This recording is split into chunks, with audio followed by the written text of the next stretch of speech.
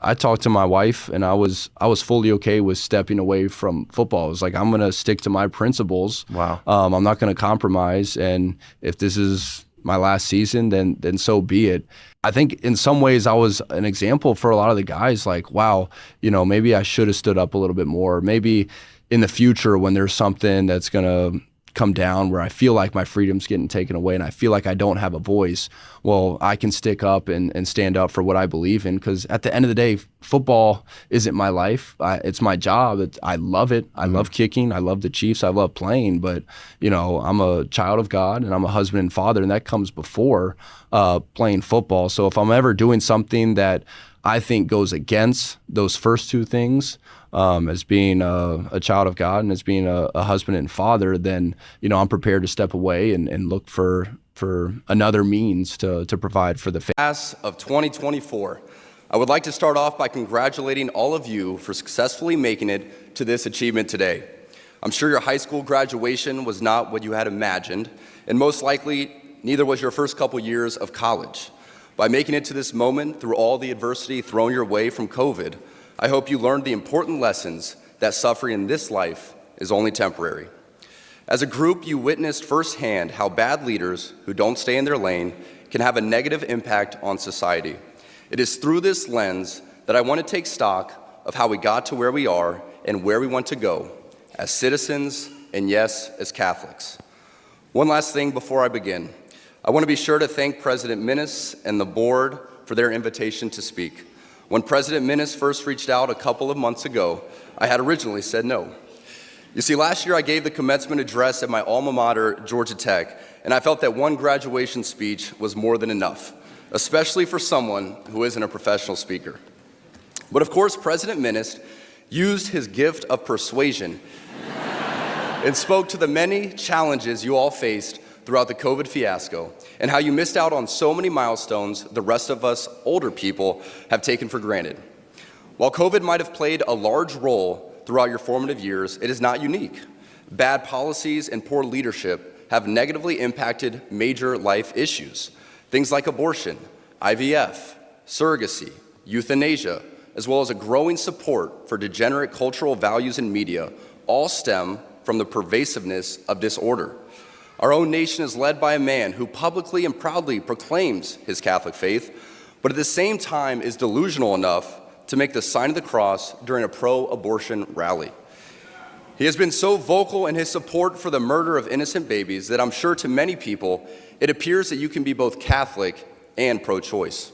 He is not alone. From the man behind the COVID lockdowns, to the people pushing dangerous gender ideologies onto the youth of America, they all have a glaring thing in common. They are Catholic. This is an important reminder that being Catholic alone doesn't cut it. These are the sorts of things we are told in polite society to not bring up. The difficult and unpleasant things. But if we are going to be men and women for this time in history, we need to stop pretending that the Church of Nice is a winning proposition. We must always speak and act in charity, but never mistake charity for cowardice. It is safe to say that over the past few years, I've gained quite the reputation for speaking my mind. I never envisioned myself nor wanted to have this sort of a platform, but God has given it to me, so I have no other choice but to embrace it and preach more hard truths about accepting your lane and staying in it. As members of the church founded by Jesus Christ, it is our duty and ultimately privilege to be authentically and unapologetically Catholic. Don't be mistaken, even within the church, people in polite Catholic circles will try to persuade you to remain silent.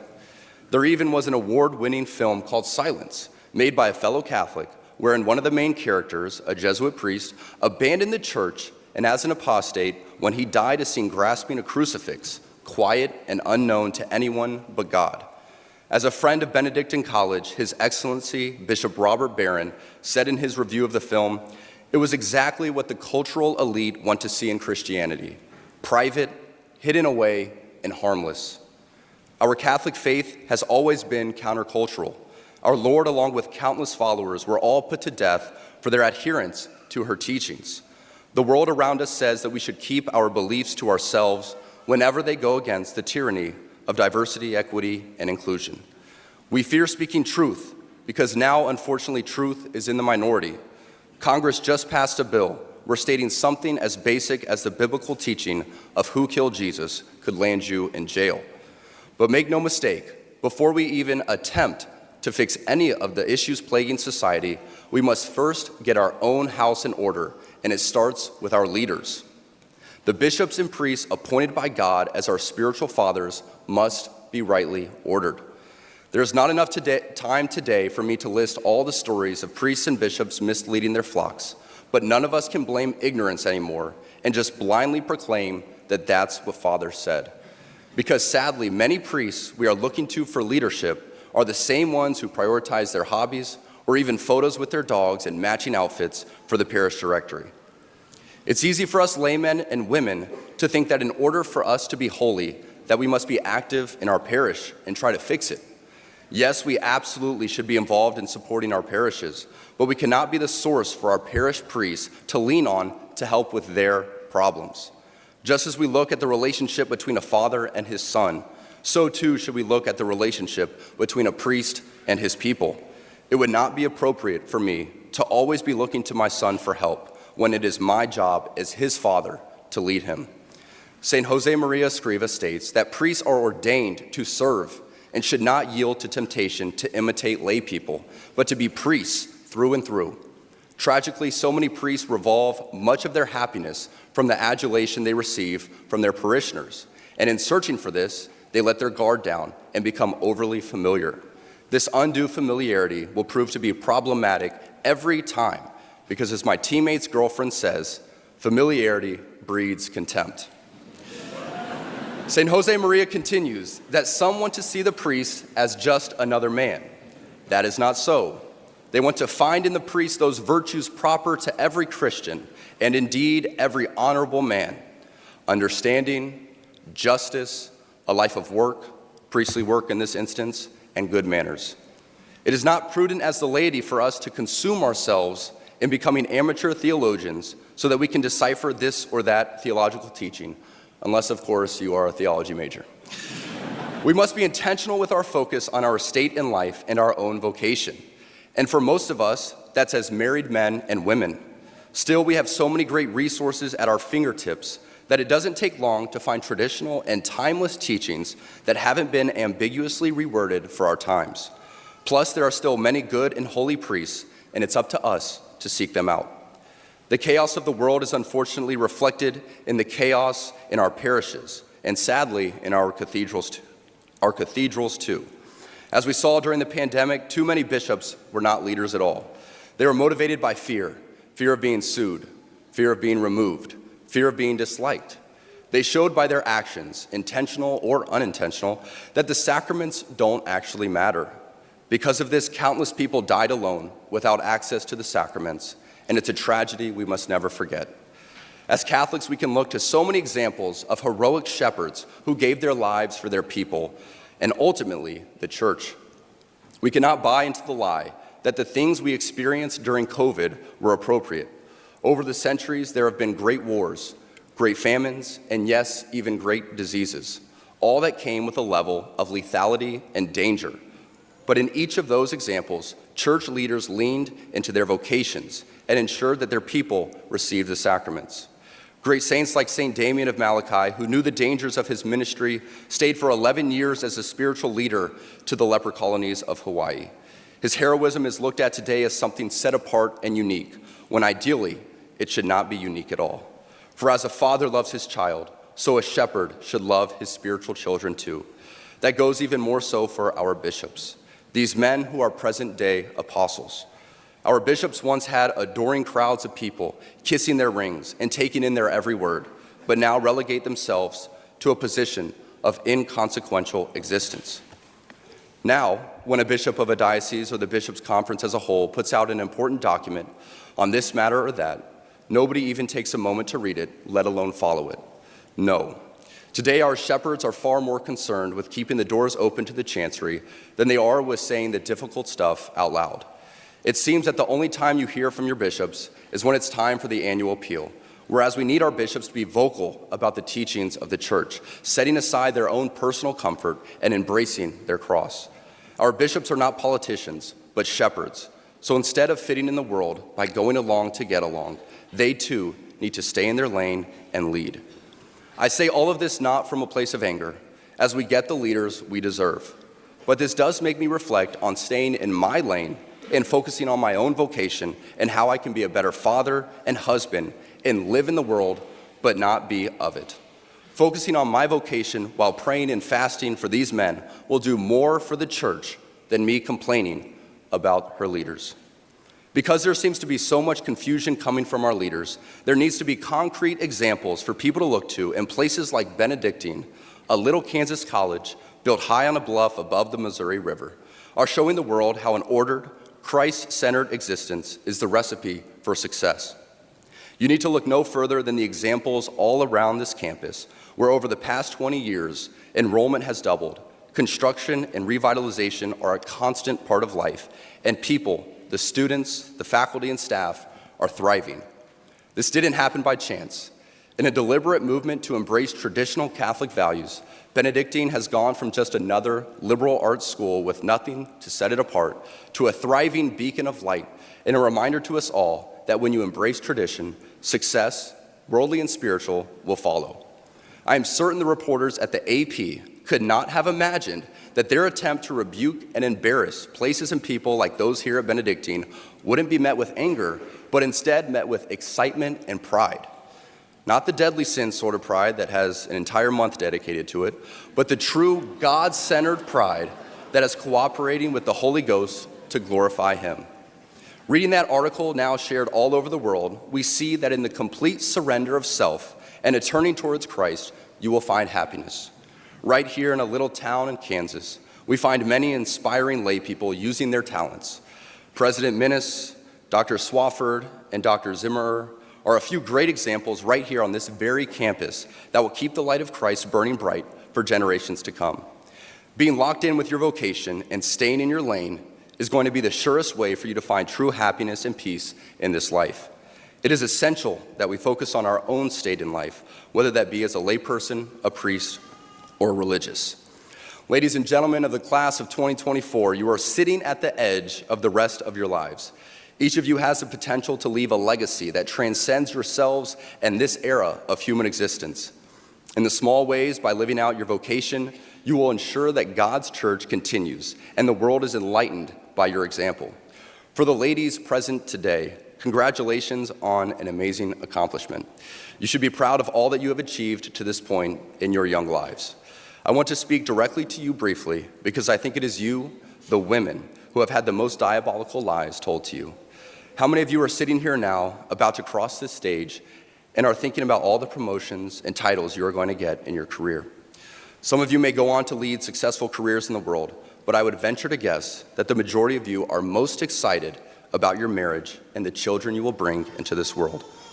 I can tell you that my beautiful wife, Isabel, would be the first to say that her life truly started when she began living her vocation as a wife and as a mother. I'm on this stage today and able to be the man I am because I have a wife who leans into her vocation. I'm beyond blessed with the many talents God has given me, but it cannot be overstated that all of my success is made possible because a girl I met in band class back in middle school would convert to the faith, become my wife, and embrace one of the most important titles of all, homemaker.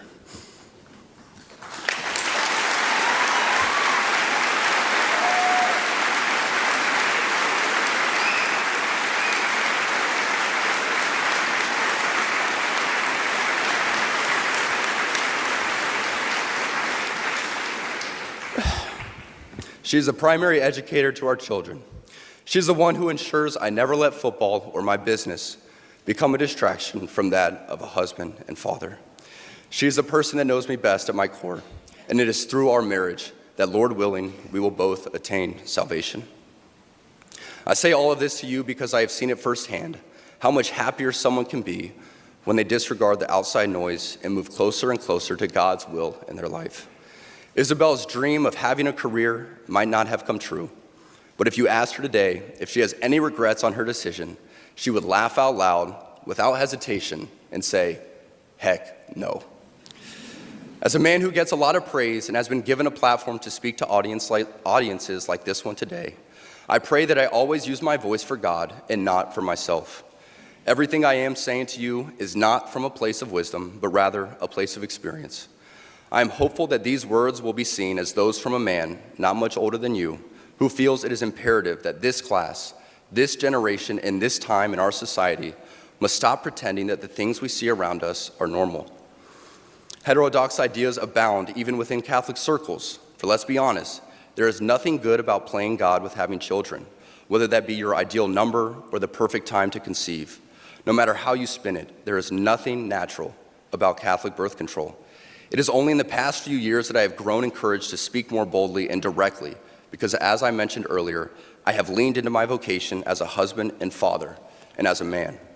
To the gentlemen here today, part of what plagues our society is this lie that has been told to you that men are not necessary in the home or in our communities. As men, we set the tone of the culture, and when that is absent, disorder, dysfunction, and chaos set in. This absence of men in the home is what plays a large role in the violence we see all around the nation. Other countries do not have nearly the same absentee father rates as we find here in the US, and a correlation could be made in their drastically lower violence rates as well. Be unapologetic in your masculinity, fighting against the cultural emasculation of men. Do hard things. Never settle for what is easy. You might have a talent that you don't necessarily enjoy, but if it glorifies God, maybe you should lean into that over something that you might think suits you better. I speak from experience as an introvert who now finds myself as an amateur public speaker and an entrepreneur, something I never thought I'd be when I received my industrial engineering degree. The road ahead is bright. Things are changing, society is shifting, and people, young and old, are embracing tradition. Not only has it been my vocation that has helped me and those closest to me, but not surprising to many of you, should be my outspoken embrace of the traditional Latin Mass. I've been very vocal in my love and devotion to the TLM and its necessity for our lives. But what I think gets misunderstood is that people who attend the TLM do so out of pride or preference. I can speak to my own experience, but for most people I have come across within these communities, this simply is not true. I do not attend the TLM because I think I am better than others, or for the smells and bells, or even for the love of Latin. I attend the TLM because I believe, just as the God of the Old Testament was pretty particular in how he wanted to be worshiped, the same holds true for us today. It is through the TLM that I encountered order and began to pursue it in my own life. Aside from the TLM itself, too many of our sacred traditions have been relegated to things of the past, when in my parish, things such as Ember Days, days when we fast and pray for vocations and for our priests, are still adhered to. The TLM is so essential that I would challenge each of you to pick a place to move where it is readily available. A lot of people have complaints about the parish or the community, but we should not sacrifice the Mass for community. I prioritize the TLM even if the parish isn't beautiful, the priest isn't great, or the community isn't amazing. I still go to the TLM because I believe the holy sacrifice of the Mass is more important than anything else. I say this knowing full well that when each of you rekindle your knowledge and adherence to many of the Church's greatest traditions, you will see how much more colorful and alive your life can and should be. As you move on from this place and enter into the world, know that you will face many challenges. Sadly, I'm sure many of you know of the countless stories of good and active members of this community who, after graduation and moving away from the Benedictine bubble, have ended up moving in with their boyfriend or girlfriend prior to marriage. Some even leave the church and abandon God. It is always heartbreaking to hear these stories, and there's a desire to know what happened and what went wrong. What you must remember is that life is about doing the small things well, setting yourself up for success, and surrounding yourself with people who continually push you to be the best version of you. I say this all the time, that iron sharpens iron. It's a great reminder that those closest to us should be making us better. If you are dating someone who doesn't even share your faith, how do you expect that person to help you become a saint? If your friend group is filled with people who only think about what you're doing next weekend and are not willing to have those difficult conversations, how can they help sharpen you? As you prepare to enter into the workforce, it is extremely important that you actually think about the places you are moving to. Who is the bishop? What kind of parishes are there? Do they offer the TLM and have priests who embrace their priestly vocation? Cost of living must not be the only arbiter of your choices, for a life without God is not a life at all, and the cost of salvation is worth more than any career. I'm excited for the future, and I pray that something I have said will resonate as you move on to the next chapter of your life. Never be afraid to profess the one holy, Catholic, and apostolic church, for this is the church that Jesus Christ established, through which we receive sanctifying grace. I know that my message today had a little less fluff than is expected for these speeches, but I believe that this audience and this venue is the best place to speak openly and honestly about who we are and where we all want to go, which is heaven. I thank God for Benedictine College and for the example it provides to the world. I thank God for men like President Minnis who are doing their part for the kingdom. Come to find out, you can have an authentically Catholic college and a thriving football program.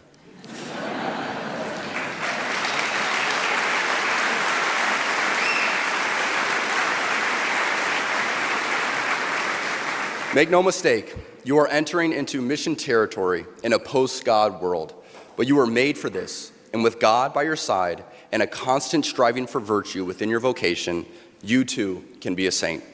Christ is King to the heights.